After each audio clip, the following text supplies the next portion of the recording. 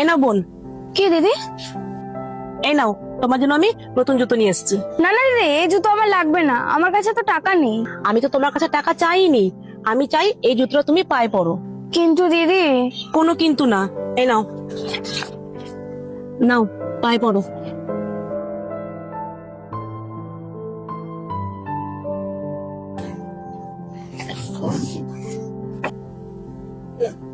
দিদি, তুমি ভগবান তাই না? কেন হঠাৎ তোমার এটা কেন মনে হলো? তুমি যদি ভগবানই না হতে তাহলে কি করে জানলে আমার জুতোর প্রয়োজন আছে? আরে কালকে যখন তোমার কাছে গেছিলাম তুমি আমার ছেঁড়া জুতোটা দেখে ফেলেছিলে তাই না? আরে কালকেই তো গেলাম, তোমার কাছে গেলাম না কালকে? কালকে? ভগবান, আজকের পর থেকে তোমার কাছে আর কিচ্ছু চাইবো না। তুমি শুধু আমার মাকে ঠিক করে দাও, আমরা যেন আগের মতন ভালোভাবে থাকতে পারি, আর আমি যেন আবার স্কুলে যেতে পারি। সত্যি বলছি, আমি আর কিচ্ছু চাইবো না তোমার কাছে। এই ফুলবালি, এই তোকে কতবার বলেছি না মন্দিরে আসতে না? চল ভাগ এখান থেকে, ভাগ।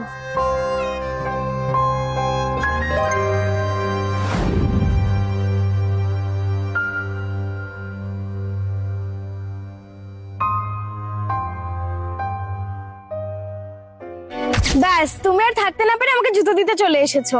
এবার তুমি আমার মাকেও সুস্থ করে দেবে তাই না ভগবান? আরে চুপ করে আছো কেন, বলো। এখন তুমি আমার মাকেও ঠিক করে দেবে তাই তো? আরে আমি কাউকে কিছু বলবো না, তুমি আমাকে বলে দাও। বলো না, বলো বলো, আমার মাকে ঠিক করে দেবে তো?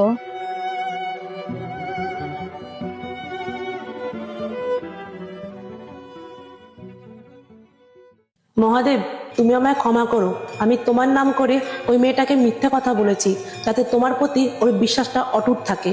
ওই মেয়েটা তোমার মন্দিরের বাইরেই ফুল বিক্রি করে, হাজার হাজার মানুষ ওর থেকে ফুল কিনে তোমাকে অর্পণ করে। ওর মনস্কামনাটা পূরণ করো ভগবান, আর ওর মাকে খুব তাড়াতাড়ি সুস্থ করে দাও। ওম নমঃ শিবায়। জয় শিব শম্ভু, জয় বাবা ভোলানাথ, জয় মহাকাল।